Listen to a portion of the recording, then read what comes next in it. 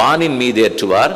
அடியன் பெருமாளே உன் திருவடிகளே சரணம்னு சொன்னால் விறு விறுன்னு நிறைய அவர் வேலை பார்க்கணும்.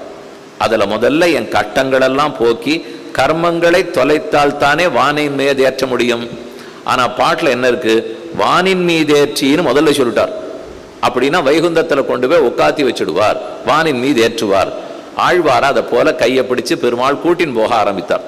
ஆழ்வாருக்கு ஒரு பதற்றம், பகவன் என்ன பாட்டுக்கு அழைச்சின்னு போறீரே, கர்மங்களையும் சம்சாரத்தையும் இன்னும் தொலைக்கவே இல்லை, இந்த கர்மங்களோடையவா வைகுந்தத்துக்கு கூட்டி போக போகிறீர் அப்படின்னு திரும்பி கேட்டார். ஓ, அதை நான் இன்னும் கழிக்காமலே அவசரத்துல கூட்டின்னு போயிட்டேனா, உன் மாட்டம் ஒரு பக்தர் கிடைப்பரான்னு காத்துனேன், கிடைத்த வேகம் நான் என்ன பண்றேன்னு எனக்கே தெரியல, அதனாலதான் உன் கர்மங்களோடய கூட்டின்னு போக ஆரம்பிச்சுட்டேன்.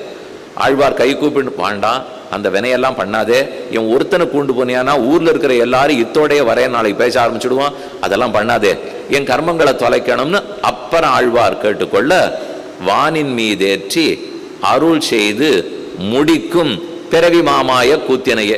பாட்டு எப்படி இருந்திருக்கணும், பிறவி மாமாய கூத்தை முடித்து அருள் செய்து வானின் மீதேற்றும் இருக்கணும். இதுதான் அவர் பண்ணக்கூடிய முறை. ஆனா அப்படியே தலகீழ சொல்றார், வானின் மீது ஏற்றிடுவார், போன அப்புறமா கர்மத்தை தொலைக்க முடியும், கர்மங்கள் இங்க தொலைஞ்சதுன்னா தான் போகவே முடியும். ஆனா அவசரத்துல பெருமாள் புறட்டு கூட்டின்னு போயிட்டாராம்.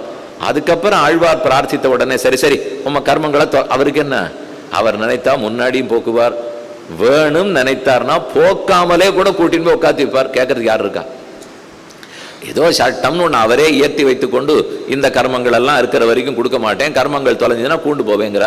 இல்லை நாளிலேருந்து நான் வைத்ததுதான் சட்டம்னு சொன்னா யார் கேட்க முடியும்? ராமனாவது கொஞ்சம் சட்டத்துக்கு அடிபணிவார், கண்ணன் அதையும் பண்ணவே மாட்டார்.